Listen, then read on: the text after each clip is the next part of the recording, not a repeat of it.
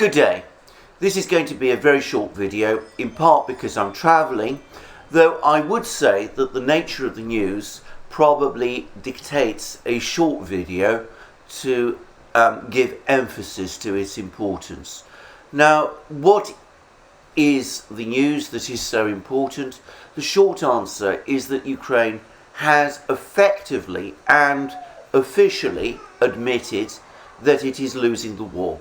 Now, I say losing the war. The title of this program says Ukraine admits to losing the artillery war. That is the title that you will see in various articles which are now appearing in various parts of the Western media, in The Guardian, The New York Times, The Independent, other places as well. But essentially, if Ukraine admits that it is losing the artillery war, given the importance of artillery in this war, then in effect it is admitting that it is losing the war itself. And these admissions, it is important to say, are coming from Ukrainian officials. They're not coming from Ukrainian bloggers or Ukrainian journalists or Ukrainian commentators, or indeed from Western journalists talking to Ukrainian soldiers on the front lines. We've had admissions of that kind, those sort of people telling us that things are going badly for Ukraine for some time. But this time we are actually getting what are in fact admissions from top Ukrainian officials, from President Zelensky down. So we've had admissions from President Zelensky that Ukraine is losing up to 100 men a day, 100 men a day killed. Other Ukrainian officials put it higher. I've seen some say that it's 150 men a day. Some have put it even higher still, at 200 men a day, which does make one wonder, by the way, about how accurate these figures that the Ukrainians are giving actually are. But nonetheless, they do admit to a very high level of casualties. And if one combines numbers of men killed and numbers of men wounded, then it's easy to arrive at a figure where Ukraine is losing 1,000 men a day in battle in the Donbass. That's men killed and wounded every day. And of course that doesn't take into account the large number of desertions which even the Western media now admit are taking place, or the steady fall in morale that is also apparently taking place, and which has also been reported by the Ukrainian media. Now, the Ukrainian officials who are telling us these things are President Zelensky's press spokesman, his defense minister, the deputy head of Ukraine's intelligence agencies, but they are all saying the same thing, that in the fighting in Donbass, Ukraine is critically outgunned. Each of them gives a slightly different ratio of the Russian advantage in terms of artillery. Some put it 15-1, others put it at 20-1. Not sure that it makes much difference how high it is, but all of them admit that the Ukrainians are heavily outgunned in artillery. And we've also had admissions from some Ukrainian officials and from Ukrainian battlefield commanders that the Russians have complete control of the air over Donbass, that their air force is able to operate freely across Donbass, and that the days when Ukraine was able to shoot down Russian aircraft, be they jet fighters and bombers or helicopters, well, those days seem to have passed, and that it's now very rare for Ukraine to be able to shoot down any Russian aircraft. And those aircraft are, of course, being used to bomb and attack Ukrainian positions in Donbass, and also Ukrainian supply lines to Donbass. And again, we're getting somewhat contradictory reports from Ukrainians about Russian missile strikes across Ukraine.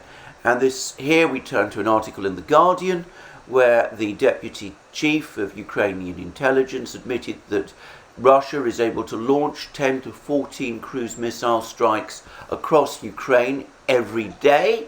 Now, he said that this is less than the number of missile strikes that Russia was launching at the start of the war, and he's also implying that this is because the Russians supposedly are running out of missiles.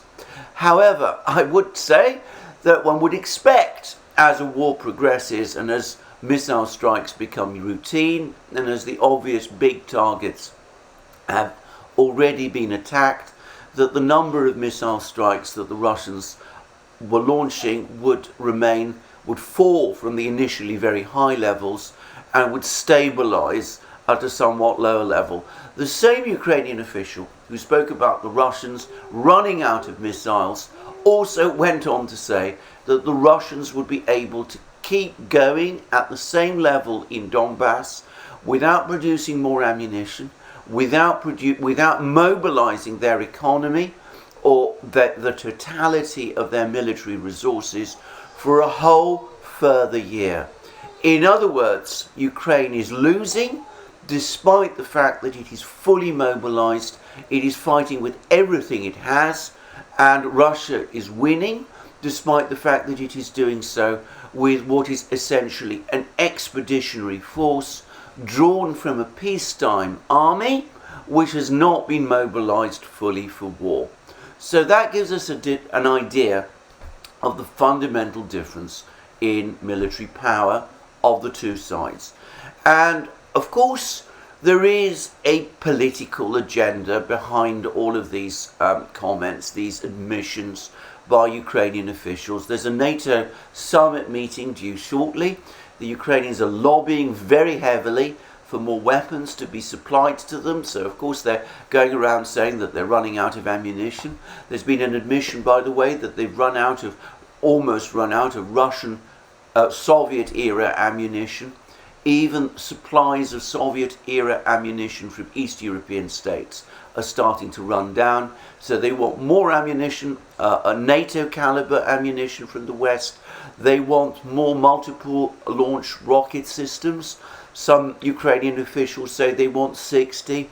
Others say they need 300 of these systems in order to turn the situation round, which seems an incredible figure, and one which I'm sure that will be rejected.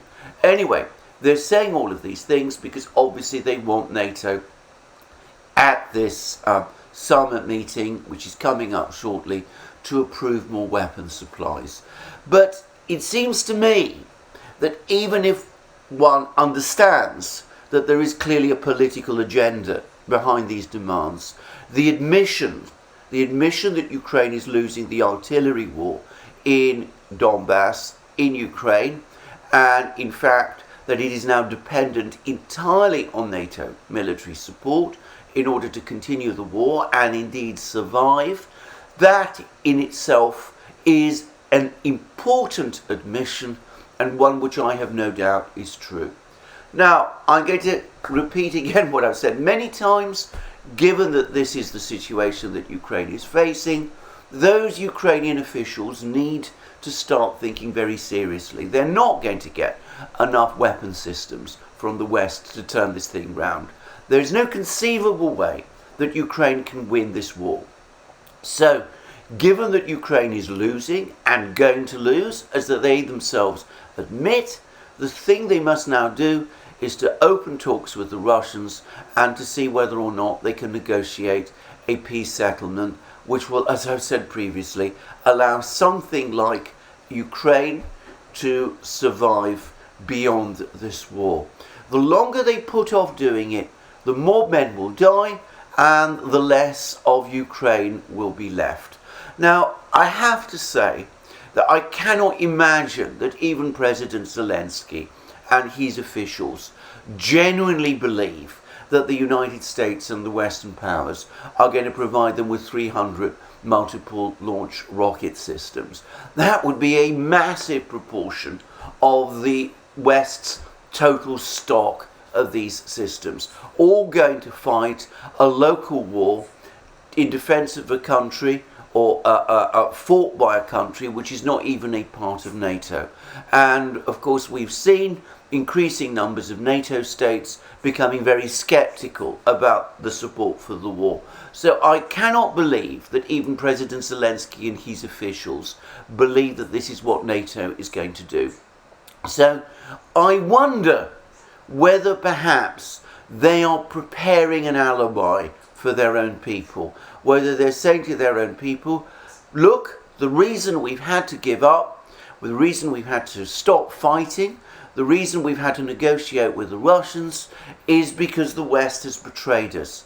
It made promises of military support. It didn't honour.